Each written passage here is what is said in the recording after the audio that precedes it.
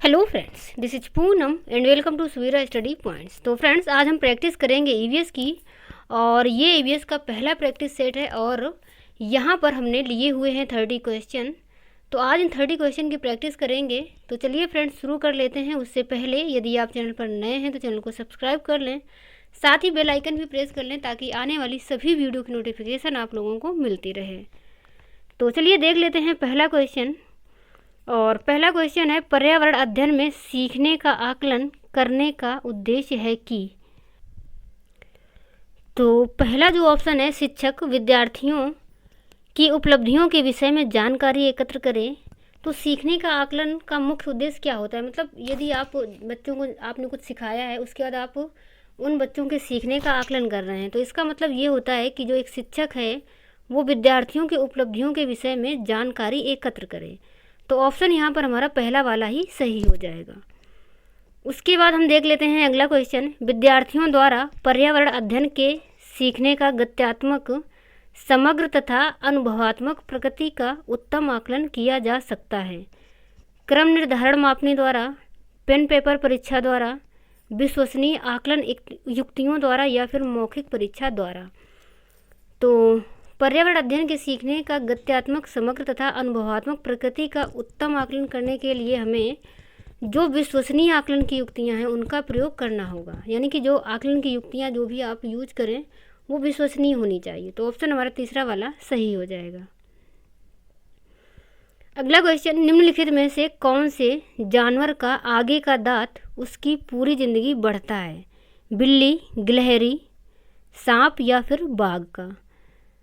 तो जो गिलहरी होती है उसका आगे का दांत पूरी ज़िंदगी बढ़ता रहता है, यानी कि ऑप्शन हमारा सेकेंड नंबर सही है। उसके बाद अगला क्वेश्चन है कि रोनाल्डो रास को 1902 में चिकित्सा के क्षेत्र में नोबेल पुरस्कार शोध करने के लिए मिला था। मतलब किसकी शोध करने के लिए इन्हें मिला था? डेंगू मच्छर से फैलता है, मलेरिया मच्छर से फैलता है या फिर चिकनगुनिया मच्छर से फैलता है, प्लेग पिस्सुओं से फैलता है? तो जो रोनाल्डो रास को नोबेल पुरस्कार मिला था 1902 में, वो उन्हें मिला था मलेरिया मच्छर से फैलता है इसके कारण। तो ऑप्शन हमारा यहाँ पर भी सेकेंड वाला ही सही हो जाएगा। उसके बाद हम देख लेते हैं अगला क्वेश्चन, पश्मीना ऊन किस जानवर से मिलती है? भेड़ से, बकरी से, ऊँट से या फिर एल्पेका से? तो जो पश्मीना ऊन होती है वो हमें मिलती है बकरी से, यानी कि ऑप्शन हमारा सेकेंड, यहाँ पर भी सेकेंड वाला ही सही है। अगला क्वेश्चन, निम्नलिखित में से कौन से रोग मच्छरों से फैलते हैं? मलेरिया, निमोनिया, डेंगू और चिकनगुनिया? तो जो मच्छरों से फैलते हैं वो मलेरिया फैलता है, डेंगू फैलता है और चिकनगुनिया भी फैलता है, यानी कि ऑप्शन हमारा ए, सी और डी ये सही हो जाएगा। तो देख लेते हैं, यानी कि तीसरा वाला जो ऑप्शन है ए, सी, डी ये ही सही होगा। अगला क्वेश्चन, एक ईवीएस की कक्षा को एक खुशगवार कक्षा होना चाहिए। इस संदर्भ में निम्न में से कौन सा कथन सही होगा? शिक्षक कक्षा में खुश रहती है और विद्यार्थी निर्देशों का खुशी खुशी पालन करते हैं। तो ये बात सही नहीं है कि मतलब शिक्षक जो है वो खुश है और जो बच्चे हैं उसके निर्देशों का खुशी खुशी पालन करते हैं। मतलब जैसा शिक्षक बोल रहा है वैसा ही बच्चे करते जाते हैं। तो यहाँ पर जो शिक्षा है वो शिक्षक केंद्रित हो जाएगी। तो जो शिक्षा है वो शिक्षक केंद्रित नहीं बल्कि बाल केंद्रित होनी चाहिए। तो ये ऑप्शन गलत है। सख्त अनुशासन का संचालन करना, तो सख्त अनुशासन भी नहीं करना है। और अवलोकन, अन्वेषण, प्रश्न पूछना एवं क्रियाकलाप करना, तो यही बात सही है कि जब भी बच्चों को कुछ भी करवाया जाए तो वहाँ पर क्रियाकलाप के आधार पर होना चाहिए या फिर खोज पर आधारित प्रश्न पूछने चाहिए। तो ऑप्शन हमारा थर्ड नंबर सही है। उसके बाद हम देख लेते हैं अगला क्वेश्चन, डॉक्टर ब्यूमांट के प्रयोग विद्यार्थियों को वैज्ञानिकों की भूमिका समझाने में सहायता करते हैं। नीचे लिखी वैज्ञानिक विधि का उपयुक्त क्रम में व्यवस्थित कीजिए। परिणामों को अंकित करना और निष्कर्ष निकालना, परिकल्पना प्रस्तावित करना, प्रश्न पूछना, अनुमान का परीक्षण करना, अनुमान लगाना, प्रेक्षण करना, यानी कि यहाँ पर ये जो 6 ऑप्शन दिए हुए हैं तो इसमें आपको ये बताना है कि इसमें से आप पहले क्या करेंगे। तो देखिए जो पहला ऑप्शन है कि परिणामों को अंकित करना और निष्कर्ष निकालना, तो निष्कर्ष सबसे बाद में निकलता है। तो इसका मतलब कि जो पहला ऑप्शन है वो पहले तो नहीं आएगा, तो ए वाला और बी ये दोनों ही ऑप्शन कट जाएंगे। यानी कि यहाँ पर पहले ऑप्शन को पहले ही रख दिया गया है, तो जो हमारा निष्कर्ष है वो पहले नहीं बल्कि सबसे लास्ट में निकलता है। तो या तो सी सही होगा या तो डी सही होगा। उसके बाद हम देख लेते हैं सेकेंड, जो परिकल्पना प्रस्तावित करना, या फिर हम यहाँ पर हमें ये पता चल जाएगा कि जो पहला ऑप्शन है वो 6 वाला ही होगा, यानी कि प्रेक्षण करना। प्रेक्षण करने से मतलब होता है कि कोई भी समस्या या कुछ भी चीज़ है तो आप पहले उसको ऑब्जर्व करते हैं, यानी कि उसको देखते हैं, समझते हैं, प्रेक्षण करते हैं। प्रेक्षण करने के बाद फिर उसके विषय से संबंधित जो कुछ भी होते हैं वो प्रश्न वगैरह पूछे जाते हैं। प्रश्न पूछना कि क्या समस्या है, कैसी समस्या है, आप जब समस्या को देखेंगे, ऑब्जर्व करेंगे, उसके बाद उससे रिलेटेड जो भी प्रश्न होंगे तो प्रश्न पूछना होता है। उसके बाद होता है फिर उसको आप प्रस्तावित करते हैं, परिकल्पना प्रस्तावित करना। और उसके बाद होता है अनुमान लगाना, फिर आप अनुमान लगाएंगे और अनुमान लगाने के बाद अनुमान का परीक्षण करना होता है। और उसके बाद फिर निष्कर्ष निकलता है सबसे लास्ट में। तो ऑप्शन हमारा डी सही हो जाएगा।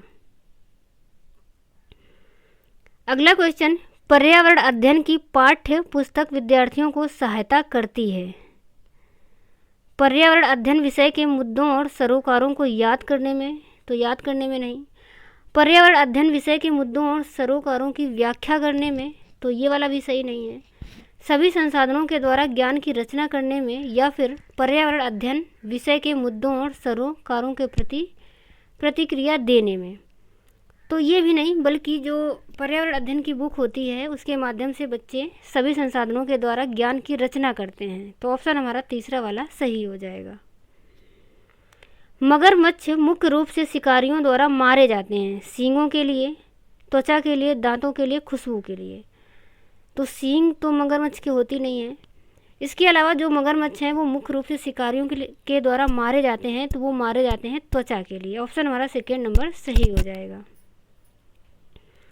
ट्रेन टिकट पर PNR दर्शाता है, तो जो ट्रेन टिकट होती है वहाँ पर PNR क्या दर्शाता है, तो ये दर्शाता है यात्री संख्या रिकॉर्ड, यानी कि ऑप्शन हमारा पहला वाला ही सही हो जाएगा। मिट्टी के बर्तनों को मजबूत बनाया जाता है बेक करके, गलाने से, भूनने से, जलाने से। तो जो मिट्टी के बर्तन होते हैं उसको बेक करके मजबूत बनाया जाता है। निम्न में से कौन अन्य से भिन्न है, नदी, पर्वत, झील, तालाब या फिर झरना। तो ऑप्शन दिए हुए हैं कि कौन अन्य से भिन्न है, नदी भिन्न है, पर्वत या फिर झरना या झील। तो यहाँ पर आप लोग देख सकते हैं कि जो नदी है, झील है, तालाब है और झरना है, ये सभी पानी के स्रोत हैं, जबकि जो पहाड़ है यानी कि पर्वत ये पानी का स्रोत नहीं है। तो ऑप्शन हमारा सेकेंड नंबर यानी कि पर्वत ही इन सभी से भिन्न है। अगला क्वेश्चन, प्राथमिक स्तर पर EVS सीखने के लिए वास्तविक चुनौती, मतलब इसमें से जो EVS सीखने के लिए वास्तविक चुनौती है वो क्या हो सकती है। परिभाषाएं और जानकारी हैं, रट कर सीखना या परिभाषाएं और जानकारी। ये सिर्फ मतलब परिभाषाएं भी आप बच्चों को बता रहे हैं, परिभाषाएं तो वहाँ पर भी रटाना ही होगा, और रट करके सिखाना तो ये भी नहीं करना है। इसके अलावा अवधारणाओं का विवरण करना तो ये भी नहीं सही है, बल्कि विद्यार्थियों के लिए खुद को व्यक्त करने के अवसर हैं। तो ऑप्शन हमारा 4 नंबर सही हो जाएगा। अगला क्वेश्चन है, जल थीम से संबंधित सामाजिक सांस्कृतिक मुद्दों को प्रभावी ढंग से सीखा जा सकता है।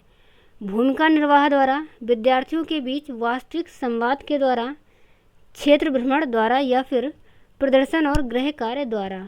तो जल थीम से संबंधित जो भी सामाजिक सांस्कृतिक मुद्दे हैं उनको प्रभावी ढंग से सीखा जा सकता है भूमिका निर्वाह के द्वारा।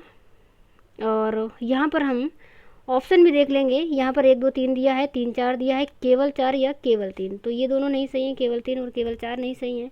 इसके अलावा 3 और 4 यानी कि ये 2, तो सिर्फ यही 2 सही नहीं होंगे, बल्कि भूमिका निर्वाह के द्वारा भी अच्छे से हम इस चीज़ को समझ सकते हैं। इसके अलावा विद्यार्थियों के बीच वास्तविक संवाद के द्वारा और क्षेत्र भ्रमण के द्वारा भी समझ सकते हैं। तो 1 2 3 यानी कि ऑप्शन हमारा पहला, दूसरा, तीसरा सही हो जाएगा। तो ऑप्शन हमारा ए सही है। उसके बाद जो 16 नंबर क्वेश्चन है, EVS का सीखना आधारित है, सरल से जटिल, जटिल से सरल, वैश्विक से स्थानीय या अमूर्त से मूर्त। तो कभी भी बच्चों को कोई चीज़ सिखानी होती है तो वो सरल से जटिल की तरफ ही सिखाई जाती है। मतलब पहले हम बच्चों को सरल चीज़ें बताते हैं, उसके बाद धीरे धीरे कठिन की तरफ बढ़ते हैं। तो ऑप्शन पहला वाला सही हो जाएगा। एंड जो सेकेंड नंबर है जटिल से सरल, तो ऐसा नहीं करना है। एंड इसके अलावा वैश्विक से स्थानीय, तो बच्चों को यदि आप आसपास परिवेश के बारे में जानकारी दे रहे हैं तो पहले स्थानीय चीज़ों के बारे में जानकारी देंगे, बाद में विश्व की तरफ बढ़ेंगे। उसी तरीके से पहले मूर्त चीज़ों के बारे में बच्चों को बताया जाता है, उसके बाद अमूर्त। तो मूर्त से अमूर्त होता है, ना कि अमूर्त से मूर्त होता है। तो ऑप्शन हमारा पहला वाला यहाँ पर सही हो जाएगा। तरुण भारत संघ एक ऐसी संस्था है जो जल के संरक्षण के लिए कार्य करती है। इस संस्था के प्रधान निम्न में से एक हैं, सही विकल्प का चुनाव कीजिए। मेधा पाटकर, सुंदरलाल बहुगुणा, राजेंद्र सिंह या फिर पीसी जोशी।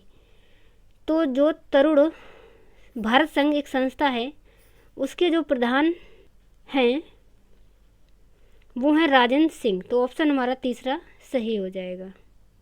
उसके बाद अगला क्वेश्चन, निम्न में से जल के विषय में कौन सा सही नहीं है?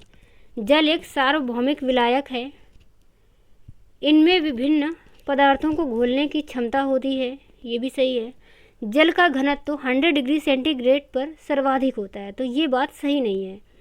पदार्थ की तीनों अवस्थाओं में जल विद्यमान रहता है, ये भी सही है। यहाँ पर नहीं वाला पूछा गया है, तो ऑप्शन हमारा थर्ड नंबर सही हो जाएगा। उन आदिवासी वर्गों की पहचान कीजिए जो हिमाचल प्रदेश भारत के मूल निवासी हैं। संथाली जनजाति, गद्दी जनजाति, गोंड या फिर सहाविया जनजाति। तो जो हिमाचल प्रदेश भारत के मूल निवासी हैं वो हैं गद्दी जनजाति। उसके बाद जो अगला क्वेश्चन है, वैश्विक महामारी के समय में डॉक्टरों ने विटामिन सी से भरपूर भोजन ग्रहण करने की मात्रा को बढ़ाने के लिए कहा, क्योंकि ये दृष्टिवर्धक के निर्माण के लिए आवश्यक है। ये दांतों एवं अस्थियों होगा, यहाँ पर दांतों एवं अस्थियों को स्वस्थ रखता है, इससे भूख बढ़ती है, या फिर यह संक्रमण के विरुद्ध लड़ने की ताकत प्रदान करता है। तो ऑप्शन हमारा 4 नंबर ही सही हो जाएगा। जो विटामिन सी होता है वह संक्रमण के विरुद्ध लड़ने की ताकत प्रदान करता है। और अगला क्वेश्चन है, प्राथमिक स्तर के ईवीएस के पाठ्यचर्या के अनुसार विद्यार्थियों को हमारे देश के कुछ सामाजिक मुद्दों के प्रति संवेदनशील बनाया जाता है। पहचान करें कि निम्न में से किन सामाजिक मुद्दों को पाठ्यचर्या में लिया गया है। बाल मजदूरी एवं वर्ग असमानताएं, जाति भेदभाव एवं दहेज प्रथा, बाल मजदूरी एवं घरेलू हिंसा। बाल मजदूरी को लिया गया है, बट घरेलू हिंसा क्योंकि बच्चों के बारे में यहाँ पर बात चल रही है, तो ये बाल मजदूरी, जो बच्चों से बाल मजदूरी वगैरह करवाई जाती है, या फिर बच्चों के साथ जो भेदभाव होते हैं, तो इसी मुद्दे को यहाँ पर लिया गया है। तो ऑप्शन हमारा पहला वाला सही हो जाएगा। शिक्षक द्वारा पूछे गए प्रश्नों के उत्तर के लिए निम्न में से कौन सी युक्ति विद्यार्थियों के आकलन के लिए सही है? उत्तरों का मूल्यांकन सही है या गलत के रूप में तथा उनके अंक संख्यात्मक हों, तो ये काम नहीं करना है। मतलब बच्चों का जब भी हमें मूल्यांकन करना है तो उन्हें अंक प्रदान करना ये सही नहीं माना जाता। इसके अलावा उत्तरों में छात्रों के मूल विचारों का मूल्यांकन गुणात्मक हो, या अगला ऑप्शन है छात्रों के अनुभवों का मूल्यांकन गुणात्मक हो। तो ये दोनों ही बातें सही हैं, यानी कि ऑप्शन हमारा दूसरा और तीसरा, तो ऑप्शन तीसरा वाला यहाँ पर सही हो जाएगा। थीम यात्रा में बछेद्री पाल के पर्वतारोहण के अनुभवों के वर्णन को सम्मिलित किया गया है। इन्हें सम्मिलित करने के क्या कारण हो सकते हैं? ये अध्याय लिंग रूढ़बद्धता के प्रति चुनौती है, तो ये बात सही है, क्योंकि जो बछेद्री पाल हैं ये एक महिला हैं, तो इस वजह से ये लिंग रूढ़बद्धता के प्रति एक चुनौती भी है। इसके अलावा ये अध्याय पर्वतों की ऊंची चोटियों को मापने पहुंचने में आई चुनौतियों का वर्णन भी करता है, ये बात भी सही है। ये अध्याय सामूहिक कार्य के महत्व की व्याख्या करता है, ये भी सही है। और यह अध्याय एक अनुकरणीय आदर्श को प्रस्तुत करता है, यानी कि हम बछेद्री पाल से काफ़ी कुछ सीख सकते हैं, तो ये अनुकरणीय आदर्श को भी प्रस्तुत करता है, तो ये बात भी सही है। यानी कि जो ऑप्शन हमारा है वो ए बी सी डी सभी, यानी कि पहला वाला सही हो जाएगा।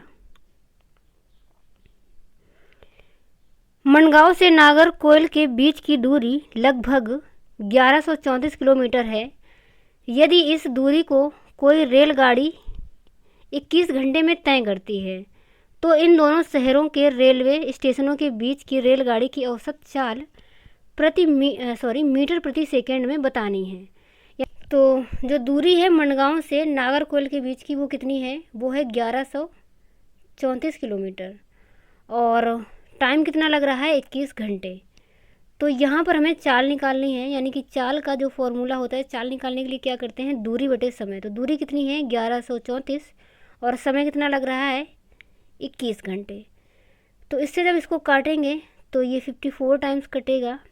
बट यहाँ पर जो हमसे दूरी पूछी गई है वो मीटर प्रति सेकेंड में पूछी गई है और ये जो दूरी आई है ये किलोमीटर प्रति घंटे में आई है। तो मीटर प्रति सेकेंड में चेंज करने के लिए यहाँ पर हम 5/18 से इसको मल्टीप्लाई कर लेंगे। तो 18 से जब 54 को डिवाइड करेंगे तो 18 3 जा होता है 54 और 5 3 जा 15, यानी कि 15 मीटर प्रति सेकेंड हमारी चाल यहाँ पर आ जाएगी। तो ऑप्शन हमारा पहला वाला सही हो जाएगा। उसके बाद अगला क्वेश्चन है, कक्षा 5 की पाठ्यपुस्तक में छपे गोलकुंडा किले के मानचित्र में 1 सेंटीमीटर जमीन पर 110 मीटर की दूरी को दर्शाता है। इस मानचित्र में फतेह दरवाजे और बंजारा दरवाजे के बीच की जो दूरी है वो है 14.2 सेंटीमीटर। तो ज़मीन पर इन दोनों दरवाज़ों के बीच कम से कम दूरी होगी। तो यहाँ पर ये बोल रहा है कि 1 सेंटीमीटर के बराबर 110 मीटर को दर्शाया गया है। तो 14.2 सेंटीमीटर के बराबर कितना होगा। तो इसके लिए हमें क्या करना होगा कि 110 में से 14.2 का मल्टीप्लाई हम करवा देंगे तो हमारा आएगा 1562 किलोमीटर। ऑप्शन हमारा तीसरा वाला यहाँ पर सही है। रेगिस्तानी ओक के विषय में नीचे दिए गए कथनों पर विचार कीजिए। ये वृक्ष लगभग किसी सामान्य कक्षा के कमरे की दीवार की ऊंचाई तक बढ़ता है, ये सही है। ये वृक्ष अबू धाबी में पाया जाता है, तो ये अबू धाबी में नहीं पाया जाता, ये गलत है। ये वृक्ष के तने में जल एकत्र होता है, स्थानीय लोगों को जब आवश्यकता होती है तो पाइप से जल निकालकर पीते हैं, ये सही है। इस वृक्ष की जड़ें वृक्ष की ऊंचाई की लगभग 30 गुनी गहराई नीचे तक जमीन के भीतर जाती हैं जब तक जल तक ना पहुंच जाए। मतलब इसकी जो जड़ें होती हैं वो इतनी लंबी होती हैं कि वो ज़मीन में इतनी गहराई तक जाती हैं जब तक वह जल को ना पा लें, मतलब जल के स्तर तक चली जाती हैं। तो ये बात भी सही है। इस वृक्ष में बहुत सी शाखाएं होती हैं जिन पर घने पत्ते लगे होते हैं, तो ये ऑप्शन गलत है। अब यहाँ पर ये पूछा जा रहा है कि जो रेगिस्तानी ओक होता है उसके विषय में जो कथन दिए हुए हैं इस पर हमें विचार करना है। तो ऑप्शन हमारा पहला वाला सही है और दूसरा गलत है, तीसरा सही है और चौथा भी सही है, यानी कि A, C, D सही है। तो देख लेते हैं कि जो हमारा ऑप्शन है वो A, C, D यानी कि पहला वाला सही हो जाएगा।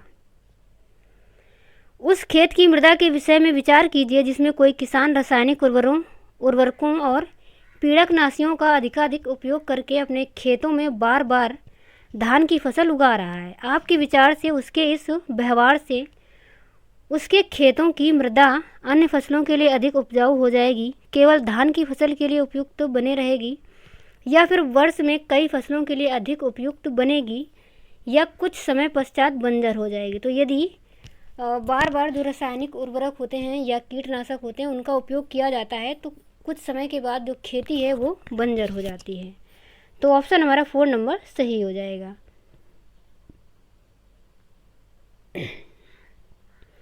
अगला क्वेश्चन है, निम्न में से कौन सा सामाजिक सांस्कृतिक वातावरण का उदाहरण है? जल, जंगल, स्मारक या फिर समुदाय?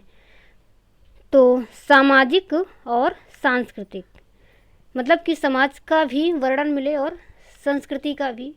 तो ये हमें समाज में यानी कि समुदाय में हमें संस्कृति भी देखने को मिलती है और जो सामाजिक माहौल होता है वो भी देखने को मिलता है। तो ऑप्शन हमारा 4 नंबर सही हो जाएगा। पर्यावरण अध्ययन के सीखने के आकलन का एक उदाहरण कौन सा है? कार्यपत्रक द्वारा विद्यार्थियों को भारत के मानचित्र पर भारत के तटीय राज्यों को खोजना, विद्यार्थियों को अगले स्तर पर भेजने के लिए वार्षिक परीक्षाएं, या फिर पर्यावरण अध्ययन अवधारणाओं के निष्पादन के स्तर को ज्ञात करने के लिए अर्धवार्षिक परीक्षा। अभिभावकों को उनकी उपलब्धियों के विषय में बताने के लिए प्रत्येक इकाई अंत में परीक्षा लेना। तो बात यहाँ पर ये चल रही है कि जो सीखने का आकलन है, मतलब जो कुछ भी बच्चों ने सीखा है, तो यदि हमें उसका आकलन करना है तो उसके लिए एक उदाहरण कौन सा हो सकता है। तो यदि हमने बच्चों को कोई टॉपिक पढ़ाया है, उसी से रिलेटेड कार्यपत्रक के द्वारा विद्यार्थियों का भारत के मानचित्र पर भारत के तटीय राज्यों को खोजना, तो यही हो जाएगा सीखने के आकलन का एक उदाहरण। तो ऑप्शन हमारा पहला वाला सही हो जाएगा। और लास्ट क्वेश्चन है कि 8 विद्यार्थियों के 5 समूह में से प्रत्येक समूह ने वन्य जीवों के संरक्षण के लिए लघु नाटिका प्रस्तुत की। उनके पर्यावरण अध्ययन की अवधारणाओं की समझ और सृजनात्मकता अभिव्यक्ति का सर्वाधिक उपयुक्त आकलन किया जा सकता है। पोर्टफोलियो के माध्यम से पर्यावरण अध्ययन संपत्तियों की प्रस्तुति एवं समाज के आकलन के लिए रूब्रिक्स। तो ऑप्शन हमारा यही वाला सही हो जाएगा। और